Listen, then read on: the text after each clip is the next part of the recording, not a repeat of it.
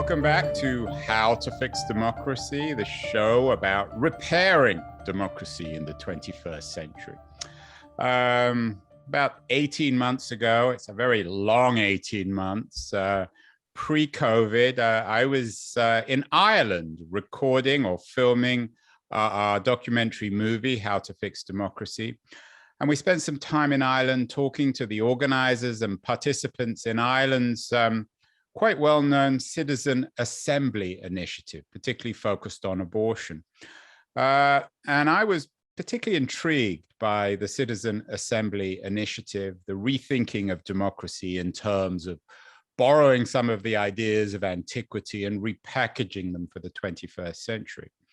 The idea of citizen assemblies really seems to have caught fire in Europe, not just in Ireland, but in many other countries. And perhaps the epicenter of citizen assembly activism is Belgium, a small country in northwestern Europe, which has a long history of democracy, but is also well known because of its perhaps functional problems associated, if not with democracy, but with statehood. One of the leaders of the Citizen Assembly Initiative over the last 15 or 20 years in Belgium is one of Belgium's best known intellectuals and writers, David van Reybrouck. David is joining us today from Bard College in upstate New York. He's a fellow there for a few weeks in the fall of 2021. David, what initially attracted you to the citizen assembly idea? When did you begin to understand that this may be the way to fix 21st century democracy? It helped being a Belgian. I came upon this idea in 2010, 2011, when Belgium was beating world records in being a democracy without a government. Some of your listeners might remember, but we are still world leader. We had a period without a government that lasted over 541 days, which was more than a year and a half without.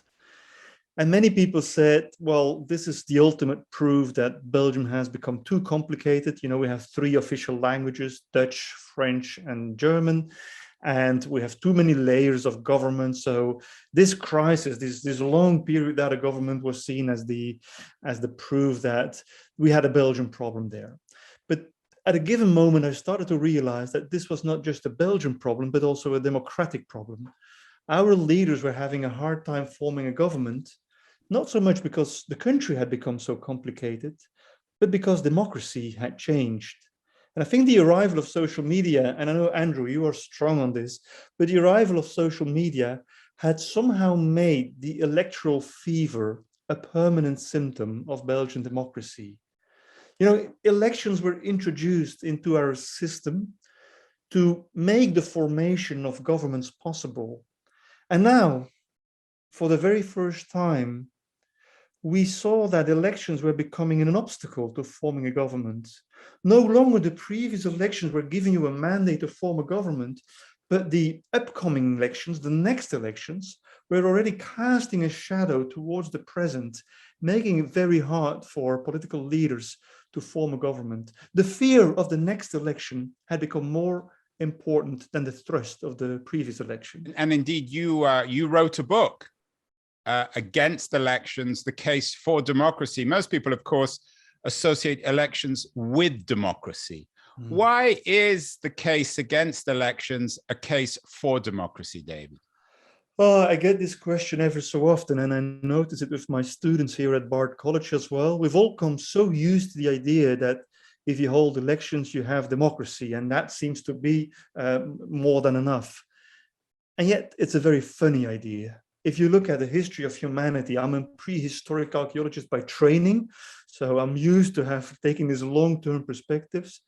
We've been trying to work with democracies over the past 25 centuries. We've only been doing it through elections during the past 2 centuries. So let us stop thinking that the only way to do democracy would be through elections. And in fact, if you look at it, how was democracy done? Before elections entered the game, you see that sortition or lottery was the key method. People like Aristotle in ancient Athens literally said, if you hold elections, this belongs to the nature of aristocracy, of oligarchy. If you hold sortition or lottery, this will be in the nature of democracy. So for them, it was quite clear that elections were not the most democratic procedure, quite on the contrary. Today, we all have forgotten that the word elite and elections have the same etymological root. So an elite is basically what you get when you use elections. But somewhere with the French Revolution and the American Revolution, elections have entered the game to make democracy possible. At least that is what I was told in my secondary school on the Flemish countryside. But if you look into detail, the French and the American revolutions did not necessarily replace aristocracy by democracy. They replaced hereditary aristocracy by a new form of aristocracy, an elected aristocracy. And so elections were introduced to the game to establish new forms of elected aristocracies. Thomas Jefferson called it the natural aristocracy. So not the aristocracy of people who with long titles and big castles and vast hunting grounds, but the aristocracy of people who are smart enough, who are distinguished, who are wise, who can think politically. And so elections were basically introduced into the system to make democracy impossible.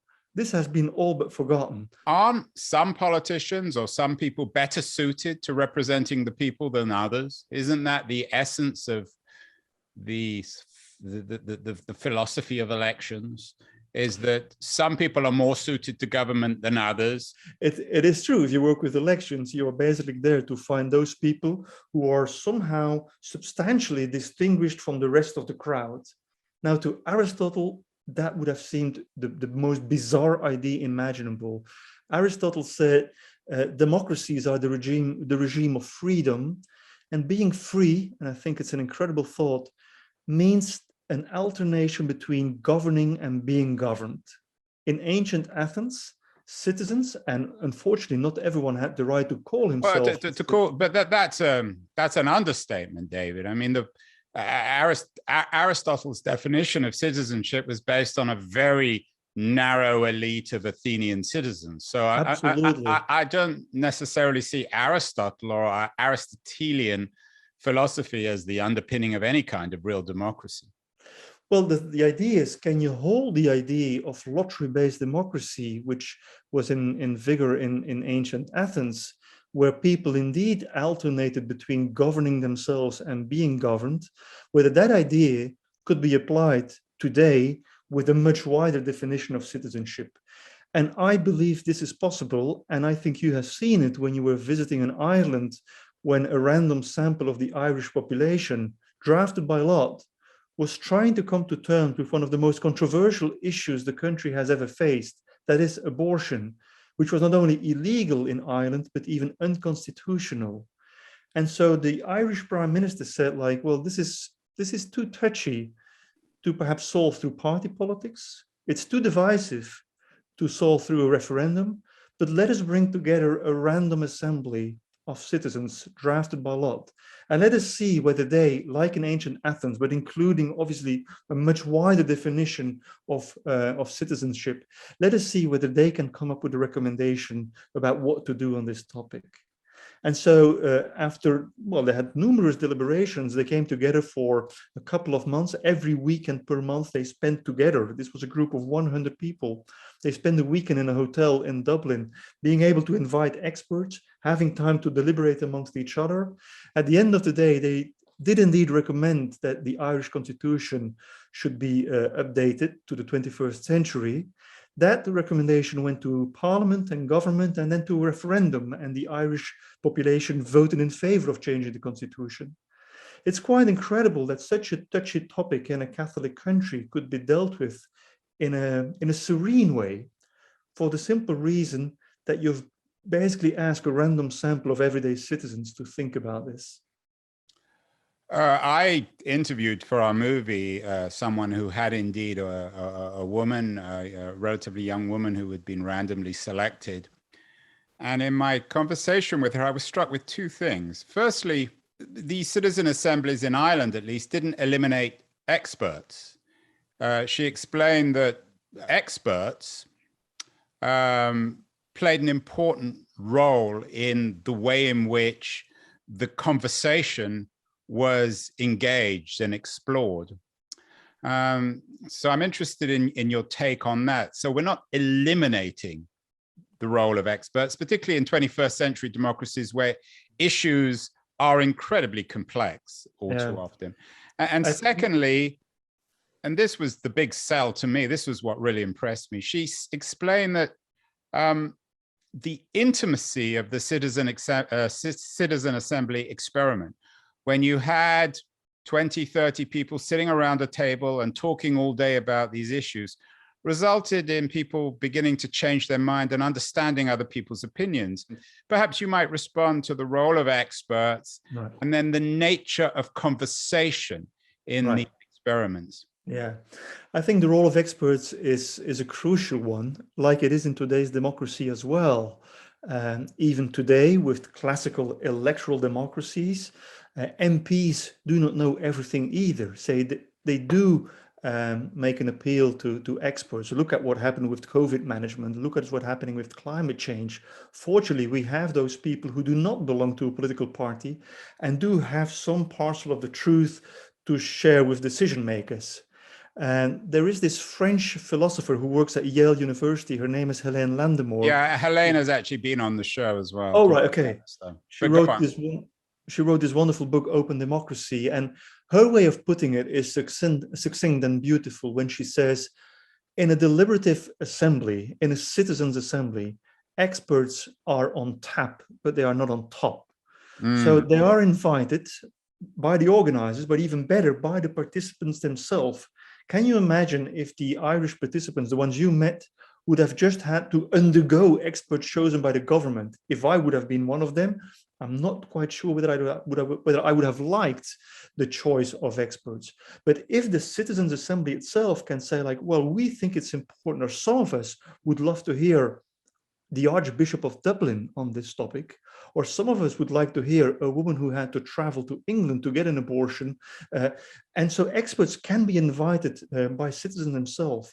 And that makes it, that makes for a more equilibrium in terms of the expertise you are gathering as a citizens' assembly. And then secondly, about the echo chambers, you're absolutely right. In the US, the metaphor of the echo chambers is used. On continental Europe, we speak about the trenches.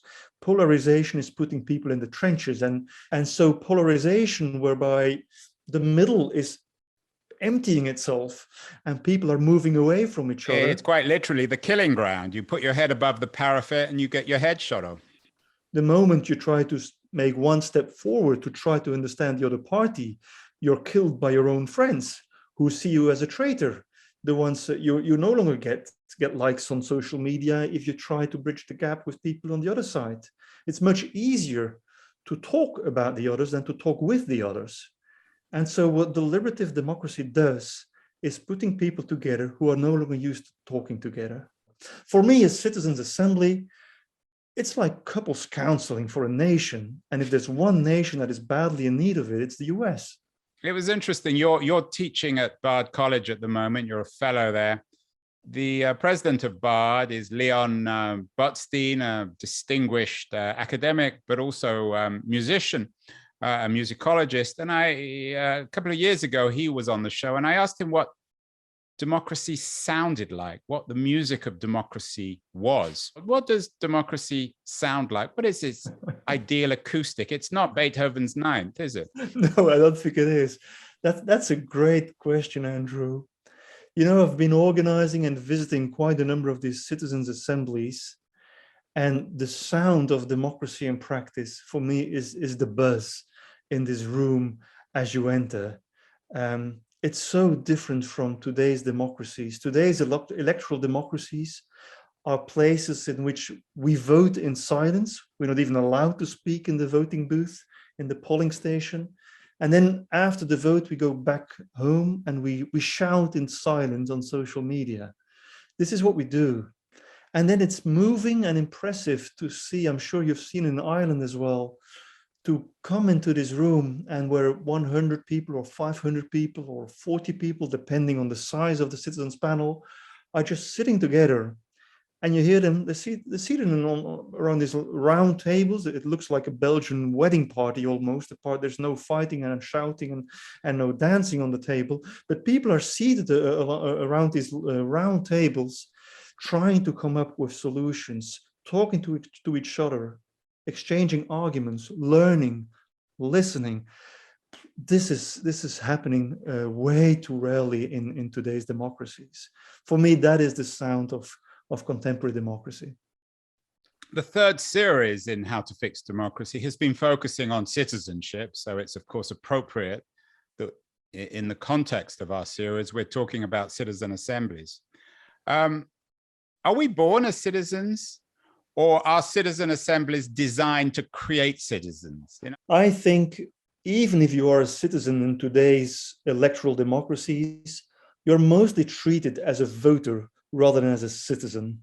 And what is great about these citizens' assemblies is that they transform voters, individual voters, into citizens who are able to think about collective decision-making. Now, I was involved with a project in the eastern part of Belgium, which is the German-speaking part of Belgium, which has become the very first place where citizens' assembly has become a permanent feature of the institutional architecture.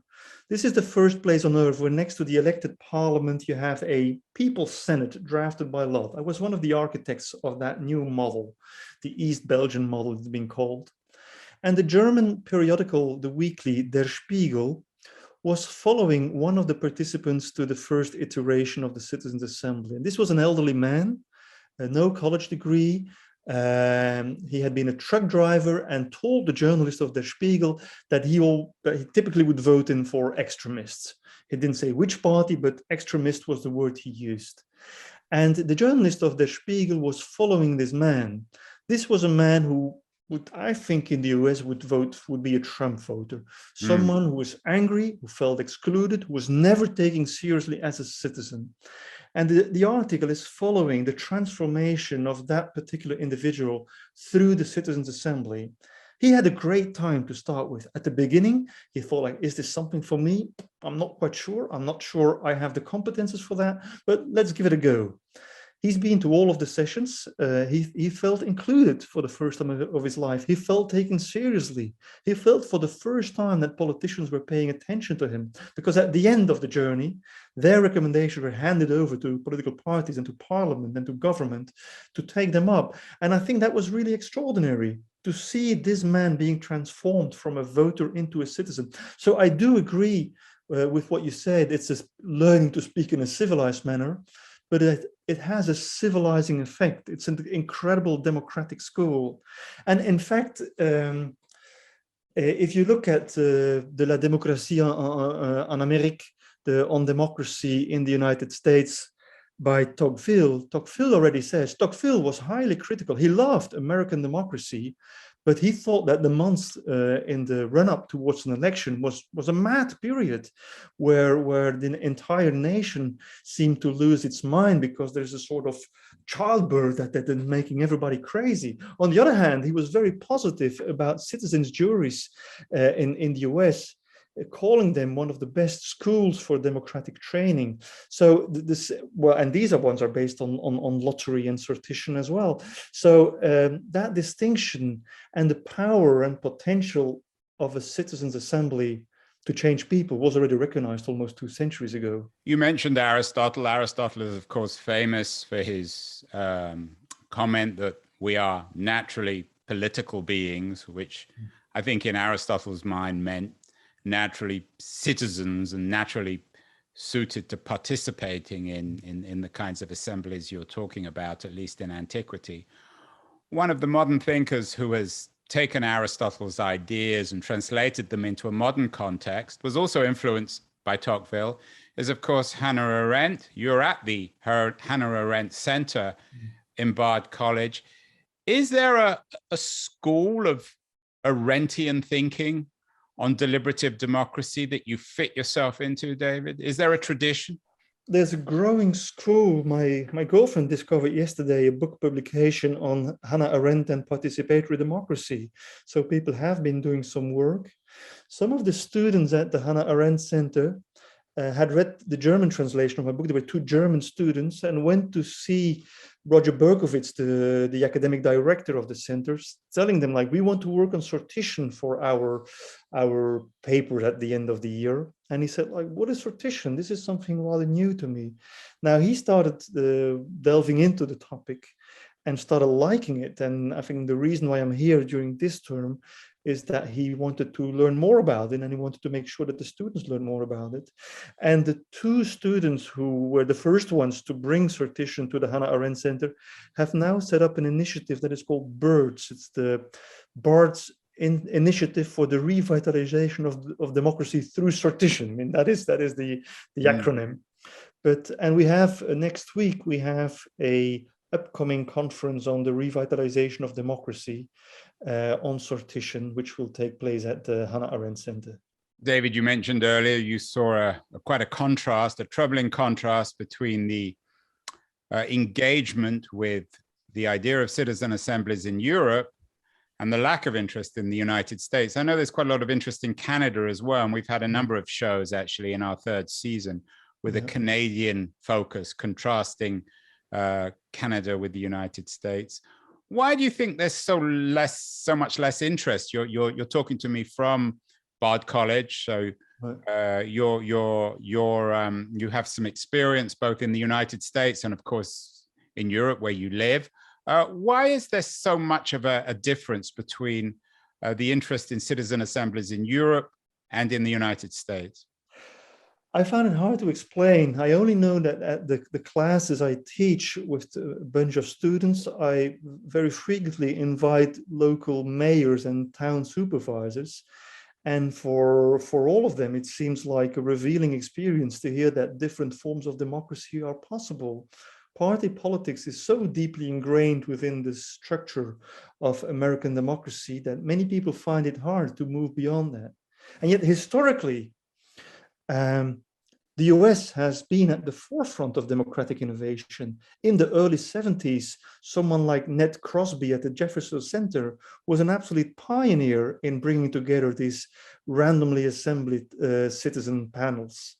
And now today, one of the world authorities on the topic is in Stanford at the Center for Deliberative Democracy, where James Fishkin has been doing absolutely seminal work. So academically, this idea is firmly rooted, but it seems to have a hard time for bridging the gap between the academic world and the world out there.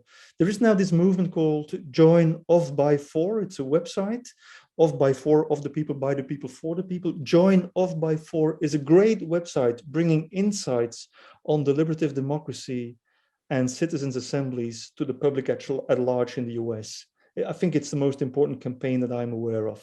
I'm curious, David, in terms of the Belgium experiment. Belgium is, of course, well known as, again, I'm careful with this language, the breeding ground for some quite violent Islamic movements.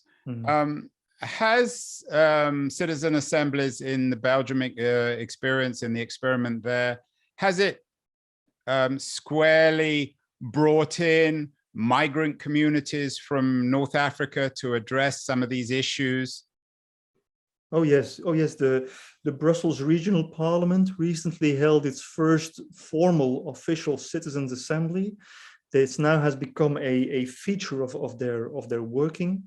These are mixed panels. They consist of 15 politicians and 45 people by lot. And extreme care was given to include minorities, which are often very hard to reach through polls or random sampling. And I think it's great to go for inclusion there.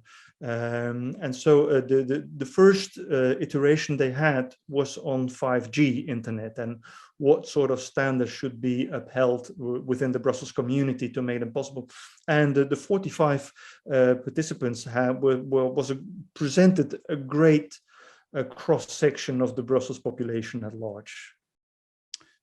David, we had another David on the show recently, David Stasavage. He's a historian of democracy from New York University. He's written a really interesting book suggesting that we've got the narrative, I'm sure you know the book, that we got the narrative of democracy wrong, that we didn't inherit it, quote unquote, we Europeans or we white Western Europeans or North Americans, we didn't inherit it from antiquity, that much of it was borrowed from indigenous communities in North America and in parts of the Middle East. You've made a name for yourself as not only an activist for citizen assemblies, but also your best-selling book, it's a huge success in Europe, is a book about the Congo. I think you were born there, or your father was working there, so you spent a lot of time in the Congo. Belgium, of course, has a particularly bloody, terrible history of colonialism in Africa. How does this experiment fit into Belgium's experience in the Congo? How much do you think of the legacy of the Congo, and what perhaps Belgians learned from the Congo can be incorporated into the Citizen Assembly initiative, and vice versa? How much can communities in fairly non-democratic countries like the Congo learn from the European experiments? Andrew, tell you what, the whole idea of a citizens' assembly came to me after my work in South Africa and Congo. I was massively impressed by the work of the Truth and Reconciliation Commission that was chaired by Desmond Tutu in South Africa. And I was also impressed by the work of the National Sovereign Conference in Congo in the 1990s. These two events took place in the 1990s. These were African countries showing how different forms of public sphere could be created. And especially the one in Congo in the 1990s, I thought it was fantastic. The first time I wrote about citizens' assemblies was at the moment Belgium did not have a government. And I had written an op-ed for a French-speaking newspaper where I said, like, I'm dreaming of a Belgian equivalent of the Congolese National Sovereign Conference, where civil society people come together. In Congo, it took months. They came together in the national parliament in Kinshasa to talk about Congo after the Mobutu dictatorship. I found that tremendously inspiring. And I'm very, very happy with the book that Stasevich has just published, because the whole idea that there is this sort of Greek exceptionalism and that European democracies are the direct heirs to that tradition, and it is our duty and our task to spread the world of democracy to the rest of the world. And we send the whole package like an IKEA piece to Afghanistan and make sure they assemble it correctly. I found it highly problematic. I find it a form of electoral evangelization, whereas there's so many democratic and proto-democratic traditions and institutions in non-Western countries. We would be silly not to learn from them. I, at least, have been able to learn quite a bit about different ways of doing democracy by looking at African societies. So let us stop thinking that democracy is a one-way traffic from Europe or from the West to the rest of the world. David, I think a lot of our viewers and listeners with both a podcast and a video series have learned a lot from you. If they want to follow up, where would you suggest people go to learn more about deliberative democracy and the kind of experiments that are happening in Belgium and Ireland and so many other countries in the world? I think if you want to have some basic background to the idea, I would go to the website Join Off by 4, which is an American website. There are two organizations, one in Canada and one in Australia, which have absolutely fantastic websites. It's the Mass LBP in Toronto, a highly rich website. And secondly, you have the New Democracy Foundation in Sydney, Australia. These websites are particularly rich. And then there is the OECD, Organization for Economic Cooperation and Development. They published a report last year analyzing over almost 300 experiments with citizens' assemblies across the board, all over the world. And that report is called Catching the Deliberative Wave. And it's a great report, and it's for free. You can download it on the internet site of the OECD. I think these are really good starting points for deepening your understanding of citizens' assemblies. Well, David van Reybrouck, it's a real honor to talk to you. Congratulations on the work you're doing. Both your writing on Africa, I think, has been enormously successful and important, as well as the work you're doing on deliberative democracy. and the way in which you're stirring up the debate, not between left and right, but between people who believe in representative democracy and perhaps people who believe in something more direct, purer, and in your language, more democratic. Thank you so much, and really appreciate this very enlightening conversation. Thank you very much indeed.